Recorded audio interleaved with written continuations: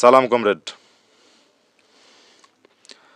আমাদের দেশে যেসব জুয়ার সাইট আছে, অনলাইন জুয়ার সাইট, সব জুয়ার সাইট বন্ধ করতে হবে।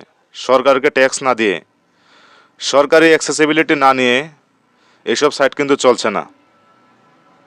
দেশের প্রশাসনকে আমি অনেক সরাসরি বলছি, দেশের অনলাইন জুয়ার সাইটগুলো সব বন্ধ না করলে আমি একাই অনলাইন আন্দোলন প্রচারণা শুরু করব, এবং আমি শুরু অলরেডি করে দিয়েছি। আমার সাথে যদি আপনারা সবাই সাপোর্ট দেন তাহলে আমি এটা চালিয়ে যাব। এই অনলাইন জুয়া দেশে চুরি, ছিনতাই, মাদক সব বাড়িয়ে দিয়েছে। এটা ব্যাখ্যা করার মতন কিছু না, আপনি একটু ডিপ থিঙ্ক করলে, একটু মগজ খাটালে আপনি নিজেই বুঝতে পারবেন। বেড়ে গেছে আইনের সাহায্য নেওয়া। চুরি, ছিনতাই, মাদক সহ যেসব অপরাধ বাড়ছে, এর কারণে আইনের সাহায্য নেওয়া বেড়ে গেছে।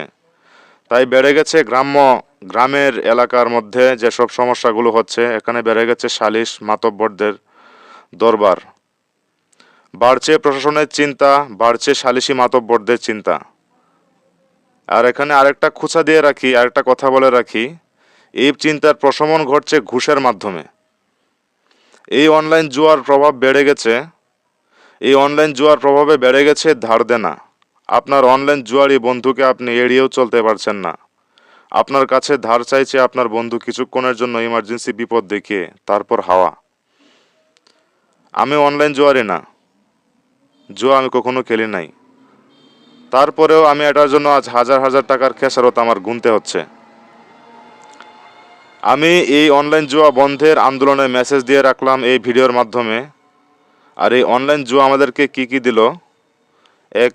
মাদকের সহজলভ্যতা, 2. মানসিক অত্যাচার, 3. চুরি ছিনতাই, 4. অর্থনৈতিক হীনমন্যতা, 5.